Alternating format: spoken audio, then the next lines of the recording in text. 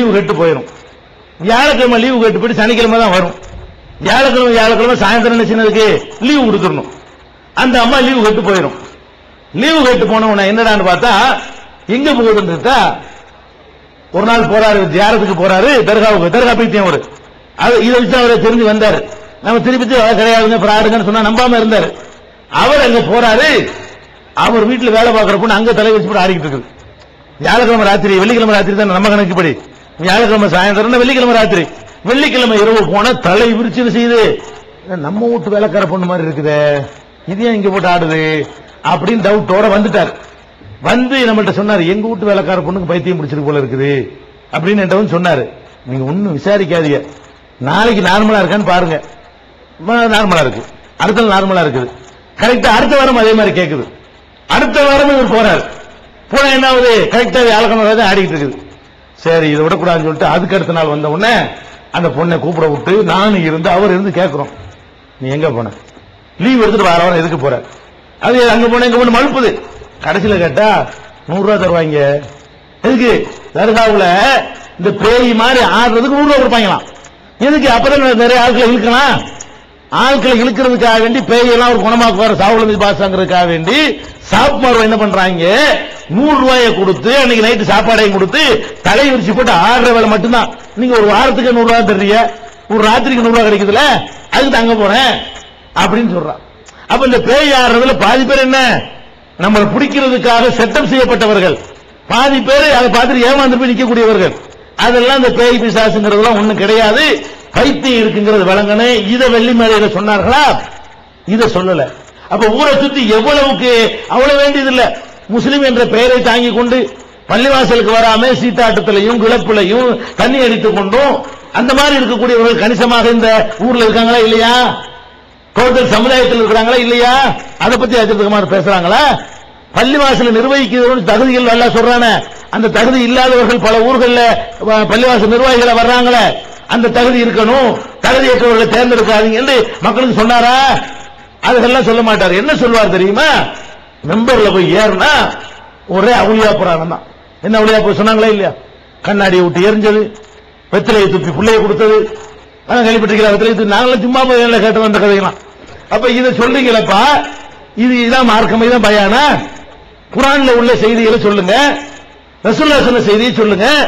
அப்துல் காதர் ஜிலானி இருக்காரு, எப்படி விட்டது தெரியுமா, ஒரு ரமலான் மாதத்திலே மக்களுக்கு ரமலானா இல்லையா என்று சந்தேகம் வந்து விட்டது.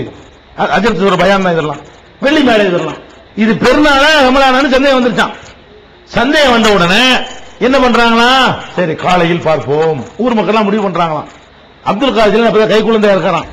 இவர் தாயிட்ட பால் குடிச்சாருன்னு சொன்னா ரமலான் முடிவு பண்ணிக்கிறோம்.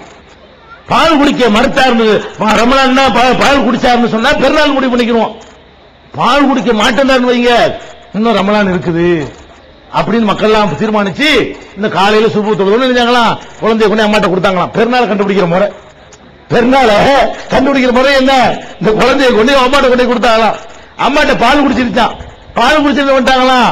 ஆஹா பால் குடிச்சு பெருநாள் வந்துருச்சு, ரமலான் முடிஞ்சிருச்சு, நோம்பு இருந்தா பால் குடிச்சிருக்குமே, நோம்புல பால் குடிக்காதுல, இப்படிங்கிற மாதிரி அப்துல் காதர் ஜிலானி பேர்ல இது எங்க வெள்ளி மேடையில.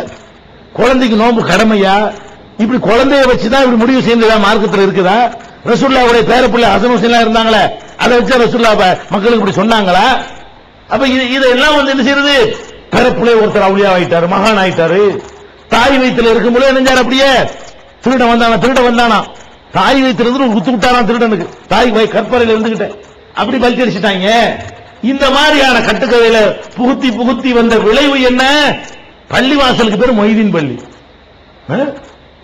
தமிழகத்தில் உள்ள முஸ்லிம்களுடைய 90% பள்ளிவாசலுக்கு பேர் என்ன, மொய்தீன் ஆண்டவர் பள்ளிவாசல். மொய்தீன் ஆண்டவர் பள்ளின்னு பேர் வச்சிருக்கிற அல்லாஹ் ஒரு பள்ளிக்கு ஏண்டா மொய்தீன் ஆண்டவர் பண்றீங்க, மற்றவங்களுக்கு தர்கா இருக்குதுல, இவருக்கு அவ்வளவு பள்ளி அவருடைய தர்கா. அப்ப அப்துல் காதர் ஜிலானிக்கு என்ன செய்வாங்க, நாங்கெல்லாம் சின்ன பிள்ளையா இருக்கும் பொழுது எங்க வீட்டுல நேர்ச்சி பண்ணுவாங்க, அப்துல் காதர் ஜிலானிக்கு வேண்டி அதை பண்றோம் இதை பண்றோம். அப்துல் காதர் ஜிலானிக்கு பகதாதுக்கு போய் கொடுக்க முடியும், எங்களுடைய கொடுக்கிறது. அப்துல் காதர் ஜிலானிக்கு நேர்ச்சி பண்ணா பள்ளிவாசல் கொடுப்பாங்க. பள்ளிவாசல் சொந்தக்காரர் யாரு, அப்துல் காதர் ஜிலானிங்கிறதுக்காக இந்த உங்க ஊர்லோட மொய்தீன் பள்ளி தான் பேரு. ஆறாம் பண்ணையில உள்ள அல்லாஹ் ஒரு பள்ளிக்கு பேரு என்ன, முஹீதீன் பள்ளி. முஹீதீன் ஆண்டவர் பள்ளின்னு சிலர் போட்டிருப்பாங்க. உங்க ஊர்ல வெறும் முஹீதீன் பள்ளின்னு போட்டுருக்கீங்க. இந்த மாதிரி எத்தனை ஊர்கள்ல அது மாதிரி இப்ப அல்லாஹ் மாத்திட்டு வர்றான். இதுக்கெல்லாம் என்ன காரணம்?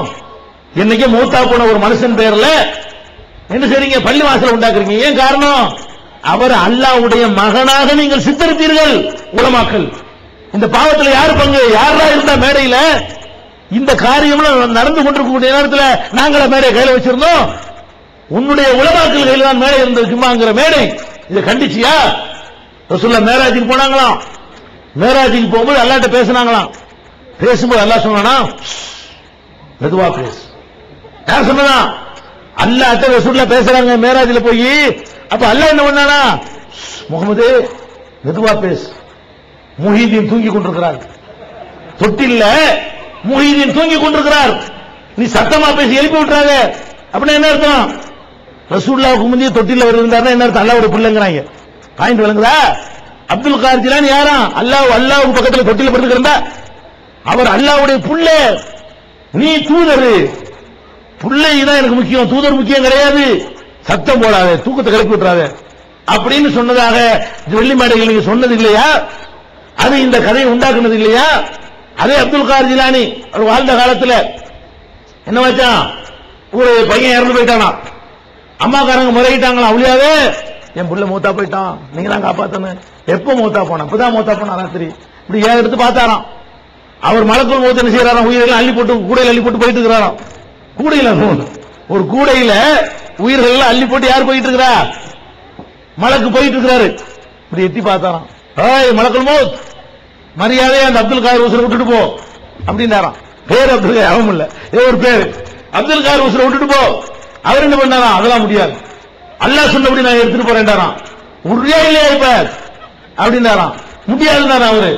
உடனே ஒரு கைத்தை சொல்லிட்டு ஒரு அடி அடிச்சாராம். கரெக்டா அவர் காலில் மலக்கு காலில் மாட்டுச்சான். ஒரு வெட்டுதான் வெட்டினாராம். கூடையில் உள்ள எல்லா உசுரும் கொட்டி போச்சான். அன்னைக்கு ராத்திரி சத்தம்லாம் எந்திரிச்சாராம். கூடையில் உள்ள உசுரெல்லாம் கொட்டின உடனே எல்லாரும் எந்திரிச்சாராம். அன்னைக்கு யாரெல்லாம் செத்தானோ எல்லாரும் எந்திரிச்சு உட்கார்ந்தாராம். அவர் அல்லாட்ட போனாராம். என்னப்பா இங்க ஒண்ணு வெறுங்கையா வந்திருக்கு, என்ன இந்த ஒரு ஆளு கேட்டாரு மாட்டேன்ன, உன்னை கொடுத்துட்டு வந்திருக்கலாம்ல, பேசாம விட்டு அம்புட்டை விட்டு வந்திருக்கேப்பா, ஒண்ணுதானே கேட்டாரு, உன்னை விட்டு வந்திருக்கலாம்ல. அல்லாஹ் அல்லாஹ் இங்க தோல்வி அடைஞ்சிடறான். அல்லாஹ் யாருக்கு பயப்படுறான்? அல்லாஹ் அப்துல் காதர் ஜிலானிக்கு பயப்படுறான். இப்படி எல்லாம் பயாண்டு போட்டுக்கிட்டு மீலாதுன்னு போட்டு வெள்ளி மேடன்னு போட்டு கட்டுக்கதை விட்டீங்களே, அதனுடைய விளைவு என்ன? ஒரு பொம்பளை எல்லாம் நாங்கெல்லாம் எங்க தாயாரெல்லாம் பின்னாடி தெரிஞ்சுட்டாங்க.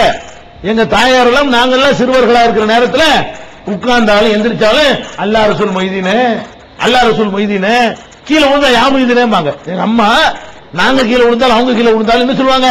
யா மொய்தீனே. எப்படி ஆக்கிட்டீங்க? அல்லான்னு வர வேண்டிய வாயில என்னைக்கே செத்து போன ஒரு ஆளுடைய பேரை சொல்லி கூப்பிட சொல்லிட்டீங்க. அல்லாஹ் கண்ணு முன்னாடி காட்டுறான். அடிச்சான் பாம்பு. ஒரு விஷயத்துல அவன் பாராட்ட தான் வேணும். இந்த ஈராக்ல அவன் என்ன பண்ணான பண்ணலையோ, இந்த அப்துல் காதர் ஜிலானி அடிச்சான் பாருங்க, ஒண்ணு புத்து புத்துன்னு போட்டான் பாம்ச விமானத்தில் இருந்துகிட்டு. ஏன் அப்துல் காதர் ஜிலானி அங்க போய் தடுக்க வேண்டியதானே? மலக்குள் மௌத்தை சுண்டி இழுத்தவர் ஜார்ஜ் சுண்ட வேண்டியதானே? அவர் அடங்கி இருக்கிறது எங்க? ஈராக்ல.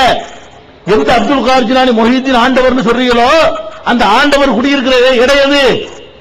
அந்த பக்தாது, அந்த ஈராக். அங்கதான் உன்னை போர் போட்டு போட்டான். சுக்குநூறா செதறி போச்சு. எது? அப்துல் காதர் ஜிலானியுடைய தர்கா சமாதி எல்லாம் தூள் தூள் பொடி பொடியாகுது. அங்கிருந்து ஒரு கட்டை விட்டு அடிக்க வேண்டியதானே? விமானத்தை சுட வேண்டியதானே? அல்லாஹ் காட்டுறான். ஒண்ணும் இல்ல, வெறும் சமாதி, ஒண்ணும் கிடையாது. செத்து போன ஆட்களுக்கு எந்த சக்தியும் கிடையாது கண்ணுக்கு முன்னாடி நிரூபிக்கிறான். நீங்க எங்க உட்கார்ந்து யா மொய்தீன்ங்கிறீங்க. அவர் அங்க கொண்ட பாம்பை தடுக்க முடியாம முடிச்சுட்டு இருக்கிறாரு. அங்க கொண்ட பாம்பை அவருக்கு என்ன செய்ய முடியல, தடுக்க முடியல. இங்க உட்கார்ந்தா யா மொய்தீன், நின்றா யா மொய்தீன், படுத்தா யா மொய்தீன். எந்த அளவுக்கு என்று கேட்டால், நாங்கெல்லாம் சிறுவர்களா இருக்கும்போது ஒரு நிலையை சொல்றேன். பெண்களுக்கு பிரசவம் வேதனையில துடிப்பாங்க. அல்லா அல்லான்னு அந்த பொம்பளை தெரியாம சொல்லிச்சுட்டு வைங்க, ரெண்டு கிளவி வந்து உட்கார்ந்து சொல்லு, யாமோ இது சொல்லு, அப்பதான் லேசாகும். யாமோ இது சொன்னா என்ன ஆகுமா? பிரசவம் லேசாகுமா? அந்த பாவிகளை ஒரு குழந்தையை பெற்றெடுக்கும் போது கூட படைச்ச ரப்பை கூப்பிடாம, உன்னைய படைக்காத, நீ பார்க்காத, எந்த சக்தியும் இல்லாத, இன்னைக்கு மூத்தா போய்விட்ட ஒரு மனுஷனை கடவுளாக்கி வைத்திருக்கிறீர்களே, இதுக்கு யார் காரணம்? முஹீதீன மக்களுக்கு எப்படி தெரியும்? நீங்க சொல்லாம தெரிஞ்சா? குர்ஆனை தெரியாத இந்த மக்களுக்கு முஹீதீனை தெரிகிறது. ஹதீஸை புகாரியை முஸ்லிமை தெரியாத இந்த மக்களுக்கு முஹீதீனை தெரிகிறது. அபூபக்கரை தெரியாத இந்த மக்களுக்கு முஹீதீனை தெரிகிறது. உமர் உஸ்மானுடைய வரலாறு தெரியாத இந்த மக்களுக்கு முஹீதீனை தெரிகிறது. ஆதம் அலைஹிஸ்ஸலாத்திலிருந்து ரசூலுல்லாஹ் வரைக்கும் உள்ள நபிமார்கள் பெயரையும் வரலாறையும் தெரியாத இந்த மக்களுக்கு முஹீதீனை தெரியுதுன்னா அதுக்கு காரணம் யார்?